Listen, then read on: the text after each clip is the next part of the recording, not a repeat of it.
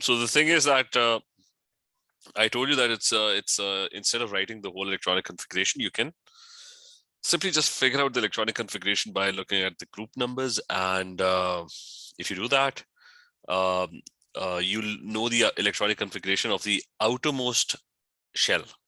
Group number tells you the outermost shell's subshells, and the period number is going to tell you the shell number.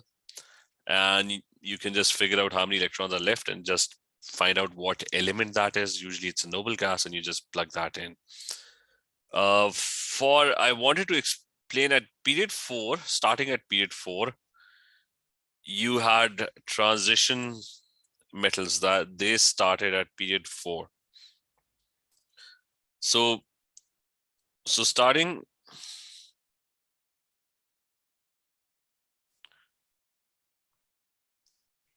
at period 4.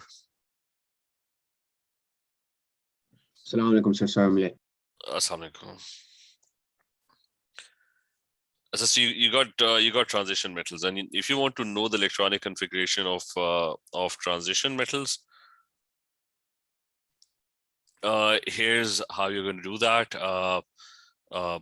Remember, we're looking for shortcuts. Just let me open a periodic table.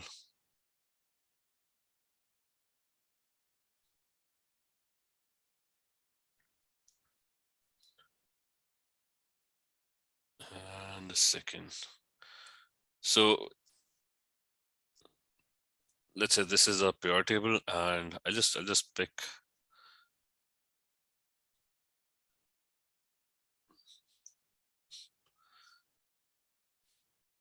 these transition metals.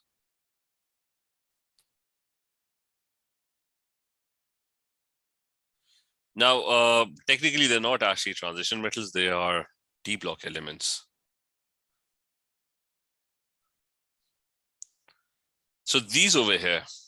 So calcium's electronic configuration, this is how you're going to do. Remember shortcuts, because I mean, you're not going to waste time writing the electronic configuration of 25 electrons. That's going to take time. So the shortcut is that you've got calcium. Calcium is group 2 period 4. So group 2 means it's got S2 in its outermost shell. And period number 4 means that it's the 4th shell. So it's 4s2. And you're left with 18. So 18 is argon. So there is argon over there. So that is calcium. Now, any element that comes after that, you just add 1 electron to the D. Like if I want to write electronic configuration of this thing, all I've got to do is I'm going to copy calcium's electronic configuration. It's got 1 electron more. So it's got 1 extra electron. So what I'm going to do is I'm going to create a gap between the argon part and the 4s2. And I'm going to insert, just a second. And I'm going to insert another extra subshell, which is going to be 3D. And it's going to have 1 electron. If you want to write the electronic configuration of any of these elements, this is, for example, if you want to write the electronic configuration of iron, you're going to do the same thing, which is 26. So up till 4s2, that was calcium with 20. So D would have 6 electrons. Like you can do the math. You just after remember after calcium, you just start adding electrons into the 3D. So this is going to be 3D1, this is going to be 3D2, this is going to be, and so on. So that's how you write the electronic configurations of these transition metals. The 2 special cases, chromium and copper, have already been discussed. The electronic configuration is going to be slightly different. So if you want to quickly write the electronic configuration of nickel has 8 more electrons compared to calcium. So nickel's electronic configuration would be Ar, and 4s2, that's calcium. So then nickel has 8 extra electrons, so that's going to be 3D 8. So is this clear that after calcium, after this point, you just start adding electrons to the D. That's the quick shortcut. Is that clear? Yeah, Yes. So that's about it. That's probably the only thing that we had to do. That was the only thing that was left. And one more thing, which is that that the first two groups are known as S block. That's a terminology that's frequently used. These are known as S block. These ones are known as, after group 3 to noble gases, 13 to 18. Those are your P block elements. And these middle ones are, the transition metals, which you refer to them. The correct word is D block elements. So that's how your periodic table is going to be defined, because it's according to the electronic configuration. The first two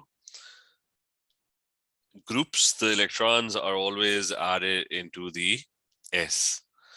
And from 13 to 14 and up till 18, the last electron is always going into a P. So S, these are S block elements. And these over here are your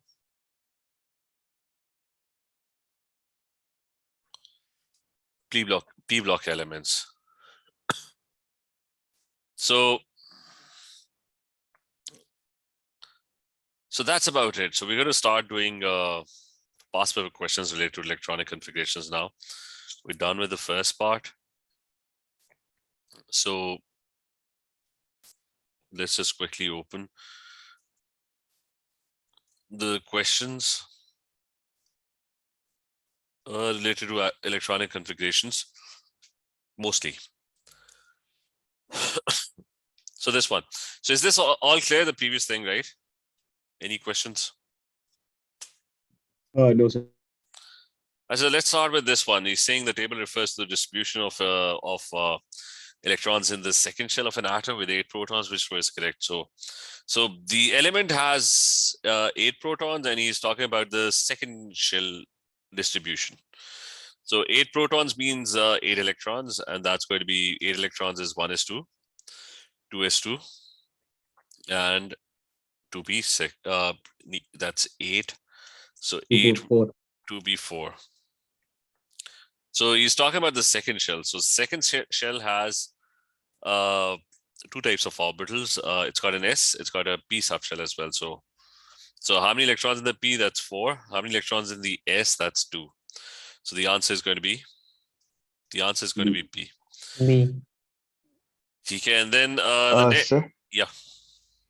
What is the orbital shape? The S is spherical. So this is, this is. Oh yeah, I remember. Okay, my bad. I said, then you've got, he's saying the electronic configuration of an atom of sulfur. How many valence shell and unpaired electrons are present? So valence shell means the outermost. Like if you can see properly, it's 3s2 and 3p4. So valence shell, that's your valence shell. That's a total of 6 electrons, right? Is that clear? Valence shell is the outermost shell. So Yeah. you got. I just want to confirm the number behind the S and P and that, yeah. So that's like the shell. That's like the whole shell. That's the shell number. That's the shell number. And what does it represent? It represents, like, every subshell will have a number written in front of. That's your shell number. That's known as the principal quantum number, and it represents the energy level of the electron. So if it's 1s, the electron is close. If it's 3s, the electron is very energetic, but the shape is the same. Yeah, okay, thank you. So then he's talking about unpaired electrons, like how many valence shell and how many unpaired electrons does it have? So unpaired electrons were these ones. Like I told you that whenever you have a subshell will have many different orbitals, and each orbital can have a maximum of 2 electrons. So they could be paired, or they could be just a single electron in it. So that is unpaired. I mean, for example, in this case, if you have 1s2, 2s2, 2p3, that means the 2p subshell, which has 3 orbitals, px, py, and pz. 2 electrons would occupy each one of them. But if you have 3 electrons, then all of them would be unpaired. So that is what is meant by unpaired. Otherwise, if they are full, they would be paired. So he's saying how many unpaired? So I got 3p4. I mean, 3s is paired. So that's not unpaired. I mean, all the inner shells are all paired. Like all of them. I mean, all of them over here, they're all paired. It's only the 3p that's kind of incomplete. So how many orbitals does it have? It's got 3px, 3py, and 3pz. If you have 4 electrons, how would the 4 electrons distribute between the 3 orbitals?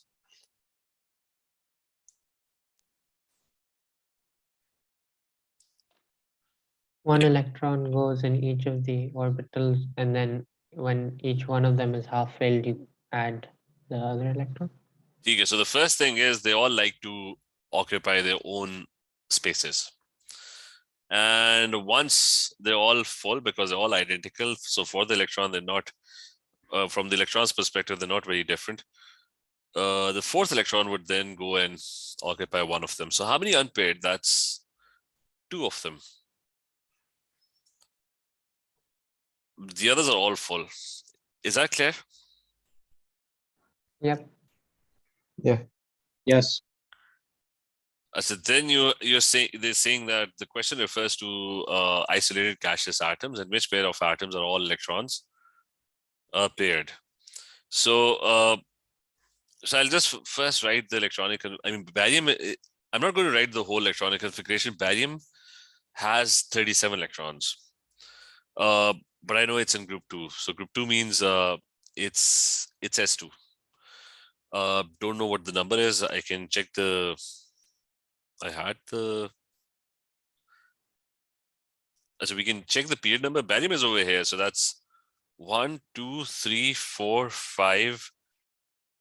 And barium, sorry, has 56 electrons. So that's 1, 2, 3, 4, 5, and 6. So the period number is going to be 6, which means that's the shell number 6s2. Now if the outer shell is paired, most likely all the inner shells are also paired. Like the inner shells, they fill up, and then the outer shell gets filled up, right? So if he's saying in which atom are all electrons paired. So if the outermost is paired, then all the rest that are inside the atom, they're also paired. We can just quickly Google. We can just quickly Google barium's electronic configuration, the complete one. Not sure if you have a. It's over here. So maybe you can see this. Yeah, actually, it's not even. So it's this one. So that's pretty long electronic configuration for 56 electrons, but at the end, it is 6s2. So if the outermost is full, the inner shells would probably be full as well. So barium's case, all of them are full. And that is what he was looking for, that they're all paired. Is that clear? Yep. Yes. And this is not going to happen for the other elements. Bromine, it's in group 7. So what's the outermost shell? Group 7. P.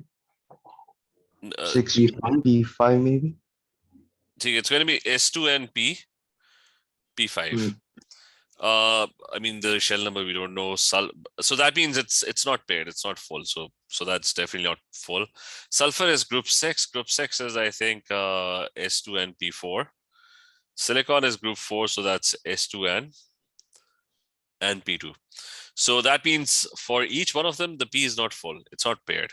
I mean, at least some of the orbitals will not be paired. And in this case, all of them would be paired.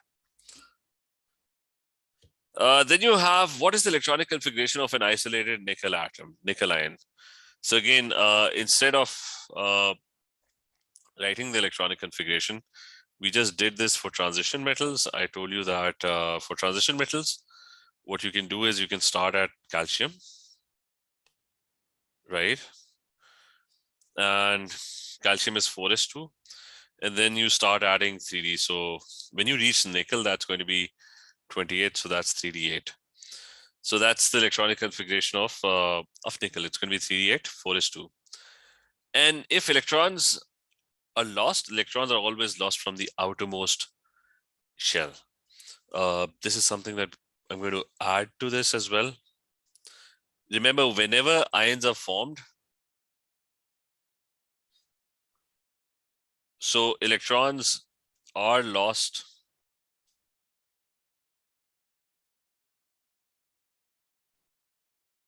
from the outer shell.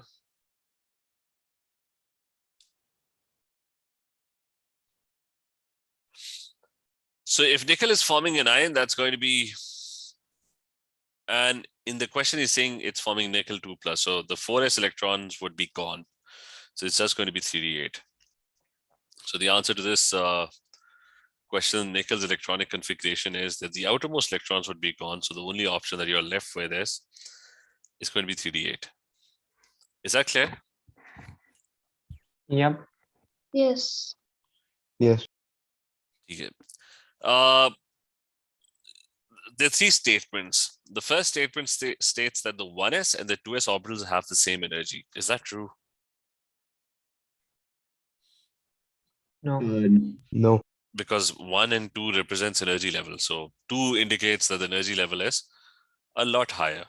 So the first statement is wrong. And the third energy level has 3 subshells and 9 orbitals. So the third energy level. So if I go back to our notes and where we drew the offer principle, where I wrote down all the subshells. Now the third energy level has a 3s, it's got a 3p, it's got a 3d as well. Remember the first shell, that's the smallest, it doesn't accommodate a lot of electrons. If you go to a high energy level, you're going further away from the nucleus. So the area increases. The further you are, I mean, if the electron becomes energetic, the further you are from the nucleus, the more space you're going to have. And if you have more space, you can accommodate a more electron. The first shell, that's the lowest energy, that has very little room for keeping electrons. Like electrons really close to the nucleus, that's where, I mean, you can't have a lot of electrons there. So if the electron becomes more and more energetic, it occupies spaces much further away, and the number of electrons in the shell keeps on increasing. So according to this offer principle, it's the third shell will have 3s, 3p, and 3d. So you got 3 subshells. So that means you got 3s, you got 3p, and you got a 3d. So it has 3 subshells. So does it have 9 orbitals or not? Like this statement is correct, but what about this one?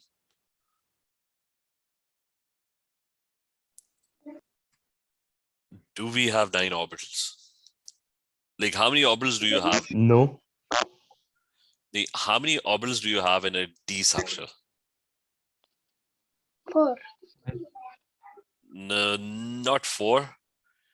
If you go 5. back, you have 5. This was the d subshell. The d subshell has, I mean, there are 5 different ways in which you can keep the electron around the nucleus. Putting them together, that's a d subshell. In a p subshell, the p subshell looks like this. I mean, p subshell can have 3 orbitals. The electron could be on the z, it could be on the x, it could be on the y. So this one has 5 orbitals. The p has 3 of them. There could be 3 different directions for p. The s only has 1 because it's a spherical shape and you can't just, I mean, there's no point rotating it. It still looks exactly the same. So how many orbitals you got? You got 5 plus 3 plus 1, that's 9. Is this clear? Yes. Is this clear to everyone else? Yes. Yes. So now the last one, the 3D subshell has 5 orbitals. It does. And they have the same energy level as each other. And that is also true. Because orbitals in a subshell or within a subshell are exactly the same. These three are exactly the same. The only difference is the direction is different. Over here, or electron is over here or over here. The same is true for the D as well.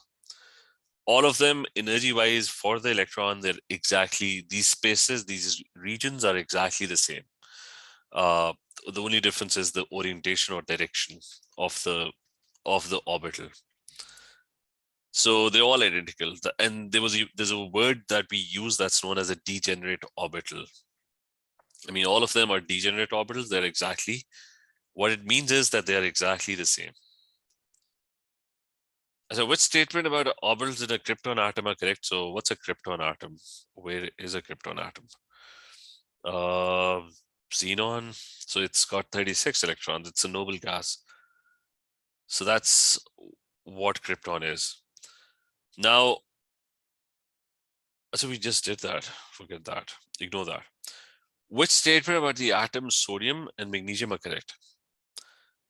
They have the same number of filled electron orbitals. And they have the same number of neutral. I mean, we can talk about the other two. This one is 11 and this one is 12.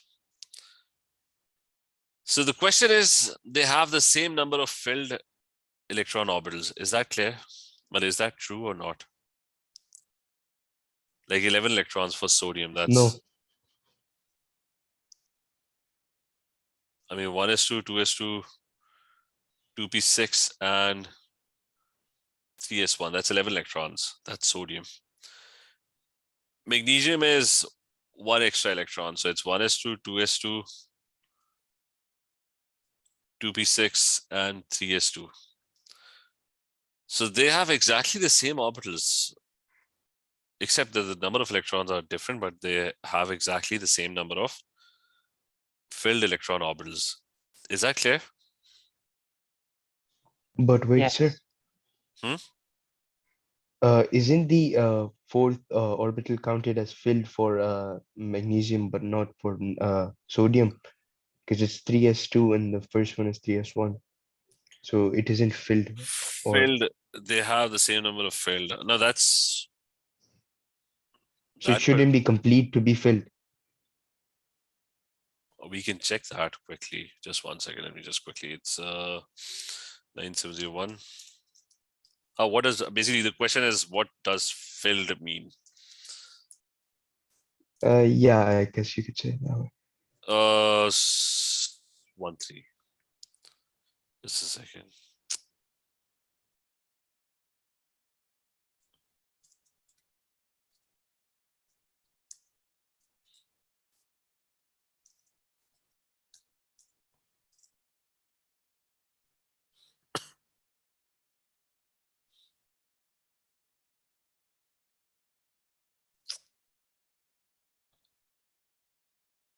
Let me open the actual paper as well. So this,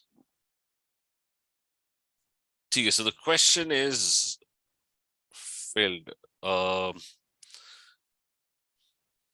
This was 31. So 31 is C. It exactly means that, what you're saying. Let me just confirm as well, this is the same question or not.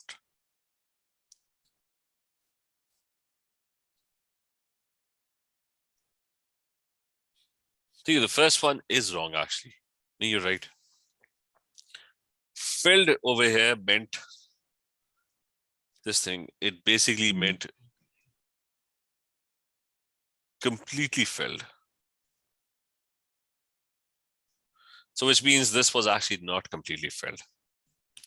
ठीक है, clear? So the amount Yes, of sir. completely filled in sodium was 3, yeah? Were 3 and over here there were 4. This wasn't Yeah, completely okay. filled. So I mean, this should have been actually, I mean, this was still kind of vague, should have written completely filled. But still, they have the same number of neutrons. They do 23 minus 11 and 24 minus 12. So that's also true. We can ignore reducing agents for now. Now, next one, an isolated gaseous atom of element X has paired electrons in at least one of its 3d orbital and has a filled 4s subshell. So it's got a filled 4s subshell. So you got iron over here. Iron is going to be, you can just either use the shortcut, which is calcium is 4s2. And then there's going to be 3D getting filled, 3d6. It's going to be 3d6, which we did over here.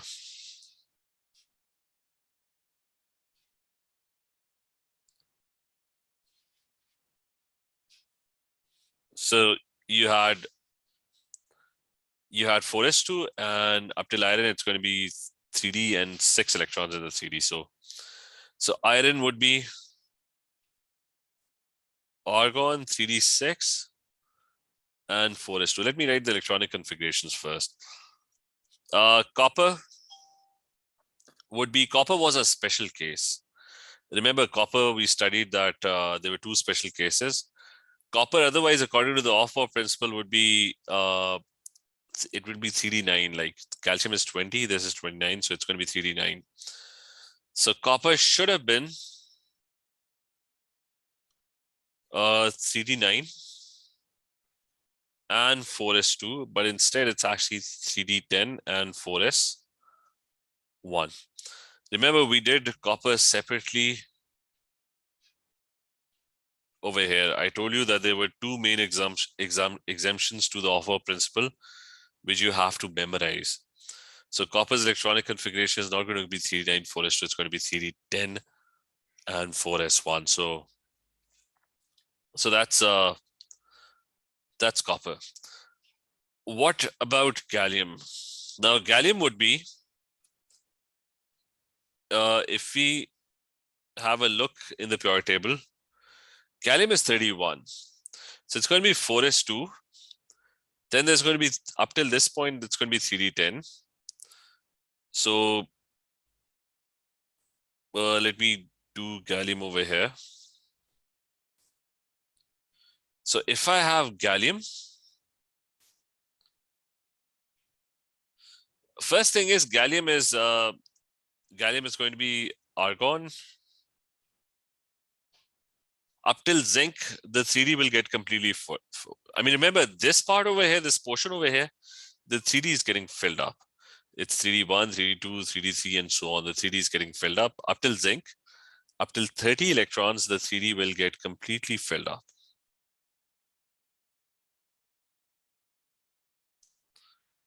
So the electronic configuration would be exactly the same, 3D1, 3D2, 3D3, and then up till this point, it's going to be 3D10. And gallium is the first p block element, so it's going to be S2 and P1. So what you could have done was, I mean, you could have written down the electronic configuration directly, even without doing this, because it's in group 3. Group 3 is going to be S2P1. Gallium over here is period number 4. So the outer electronic configuration is going to be 4s2P1. And then it's understood that all the other orbitals inside the atom, they're all completely full. Is that clear, gallium's electronic configuration? Yes. Yes. Now, going back to the question, I mean, gallium's electronic configuration was 310, 4s2 with 4p1. Now he's saying, what was the question? The question was that it has paired electrons in at least one of its 3d orbitals and a filled 4s subshell. Again, so that means that the 4s has to be completely filled, which eliminates copper. So copper is gone because in copper's case, the 4s is not completely filled. Is that clear? Yes. And the other one's the 4s is filled. So it's supposed to have a filled 4s. And at least one 3D orbital must be paired. So 3D10 means all of them are paired. So that's fine. Gallium is fine. 3D6 means, does it mean that one of them is paired or not? If you have 3D6. Yes. Okay, because you had 5 orbitals. So 1 electron each in each one of them. And then there's going to be one that's going to be paired. The question is, which isolated gaseous atom has a total of 5 electrons occupying spherically shaped orbitals? Which is the spherically shaped orbital? Yes. And it S. should and he's saying that it should have 5 electrons. So how can an S have 5 electrons? He's saying If you have like 3 S subshells, maybe. because you're going to have multiple S subshells, then you're going to have 5 electrons. So the answer in this case would be, I think it's going to be sodium. 11 electrons is 1s2, 2s2, 2p6, and 3s1. So there's 2 electrons here, 2 electrons over here, and 1 electron over here. So that's a total of 5 electrons.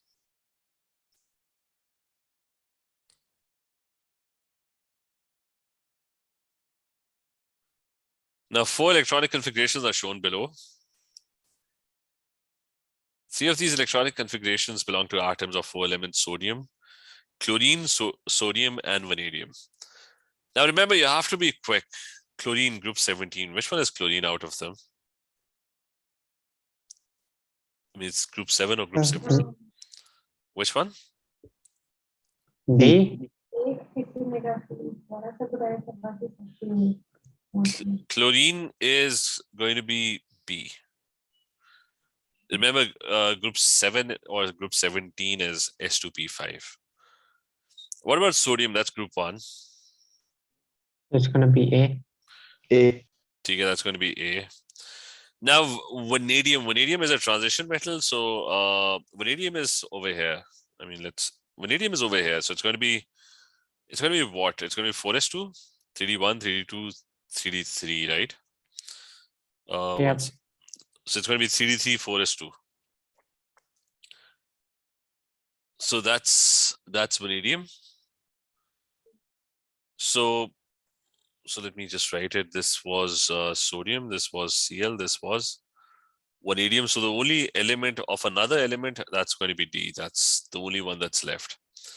And that's, which one is it? That's iron. That's 3d6, 4s2. So starting at 4s2, and then you have 3d6, that's going to be iron. Okay, so just remember, after calcium, just 3d1, 3d2, 3d3, 3d4, up till 3d10 at this point.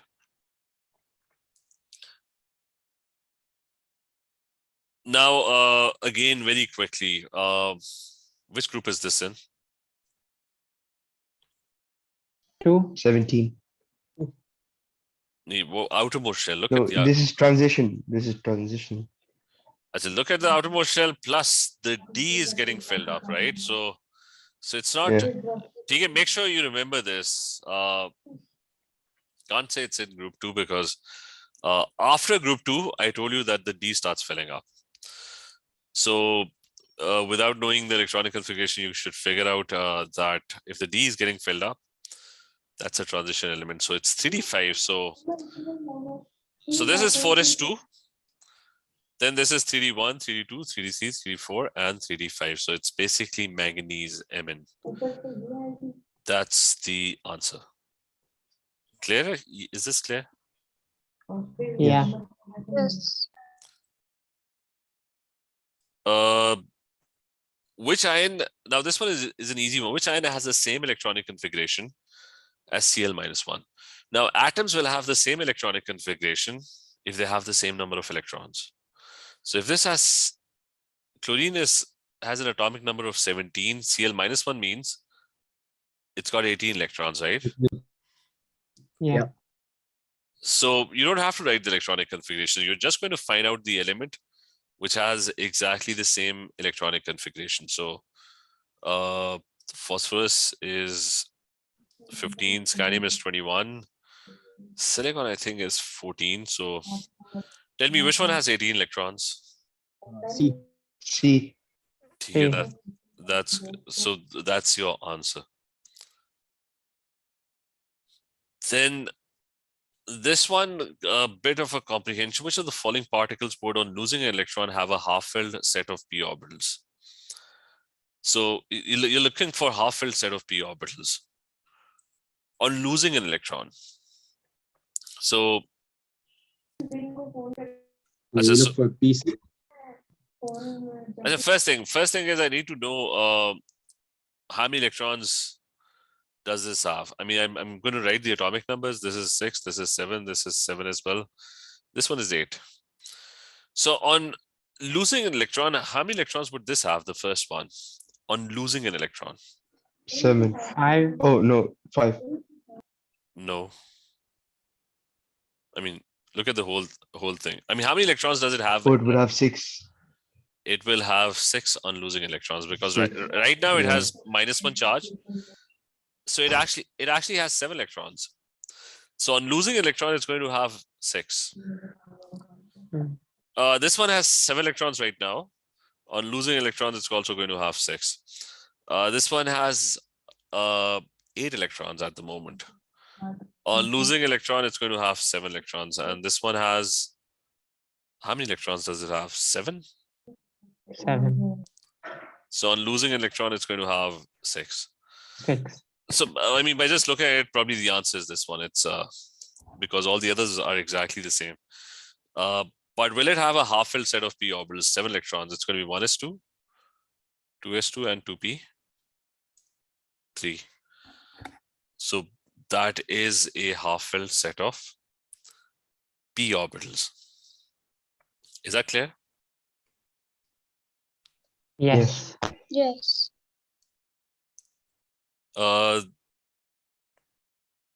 This one, what's the order of the energy levels? Like the fourth shell. It's going to be? Is it B? No. Yeah. A. A. No, it's going to be A. Now, remember one thing about this. People get confused with this. The 3D getting filled first according to the Aufbau principle, right? Let me just revisit this quickly. They usually don't ask this anymore because remember when you're writing electronic configurations, 1s2, 2s2, 2p6, 3s2, 3p, 4s, then the 3D gets filled up. I mean, the 4s is getting filled up first compared to 3D, right? Now, the thing is that when you, now this table over here just gives you, it's a method of writing electronic configurations. No one is actually filling electrons in an atom. Atoms always have electrons. So you're not actually filling electrons in an atom. You're just trying to figure out what the electronic configuration is. So the 4s, remember I told you to group them together. The 4s is always going to be on the outside. If the 4s is full. If the 4s has electrons, it's always going to be the higher energy subshell because it's got 4 written in front of it. Is that clear? This part? Yes. Yes. Yes. But it the 4s is going to have it's going to be higher energy compared to the D if both of them are present. Sometimes what happens is elements like calcium. Where was calcium? Calcium doesn't have a D. It's got a 4s, and there is no 3D. I mean, the 3D starts filling up after the calcium. You got a 3D over here. You got a 3D over here. So remember, 4s and 3D. The 4s is always a higher energy subshell. So let's just do one more. What is the? So you're saying what is the electronic arrangement of the nitrogen ion? Nitrogen is in group 5. So what is the charge on the ion if it's in group 5?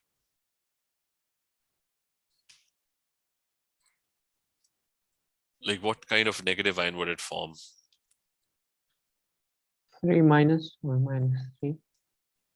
Okay, group 5 is usually -3. Group 6 or 16 is usually -2. And group 7 or 17 is -1. So this one is going to be -3. And that means 3 more electrons. So that's basically a total of 10 electrons. The electronic configuration of 10 electrons is going to be 1s2, 2s2, 2p, 6. So that's going to be D. So let's continue tomorrow. And maybe we'll start with ionization energies as well. ठीक है All right, sir. चले Okay. okay take care That is. So, Allah Hafiz.